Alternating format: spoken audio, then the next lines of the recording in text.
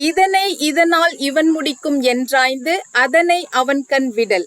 So இந்த குரல்ல என்ன சொல்றாங்க அப்படின்னு சொன்னா, இவங்களுக்கு இந்த மாதிரியான டாஸ்க்கை வந்து கொடுத்தோம்னா நல்லா பண்ணுவாங்க அப்படின்னு தெரிஞ்சு வச்சுக்கிட்டு அவங்க கிட்ட அந்த டாஸ்க்கை வந்து டெலிகேட் பண்ணோம்னா சக்சஸ்ஃபுல்லா அந்த விஷயத்த வந்து முடிக்க முடியும் அப்படின்னு சொல்றாங்க. இதை நம்மளுடைய கார்ப்பரேட் வேர்ல்ட்ல எப்படி பார்க்கலாம் அப்படின்னு சொன்னா, நம்மளுடைய டீம்ல யாருக்கு என்ன மாதிரியான பொட்டென்ஷியல் இருக்கு, என்ன மாதிரியான எக்ஸ்பர்டீஸ் இருக்கு அப்படின்னு தெரிஞ்சு வச்சுக்கிறது ரொம்ப இம்பார்ட்டன்ட். அப்படி தெரிஞ்சு வச்சுக்கிட்டு அவங்களுக்கு அந்த ரைட்டான டாஸ்க் அலோகேட் பண்ணும் பொழுது அந்த இண்டிவிஜுவல் வந்துட்டு நல்லா எக்ஸல் பண்ணுவாங்க அந்த ஏரியால. அண்ட் அஃப்கோர்ஸ் அது வந்து டீமினுடைய சக்சஸ்க்கு வந்து ரொம்ப உறுதுணையா இருக்கும்.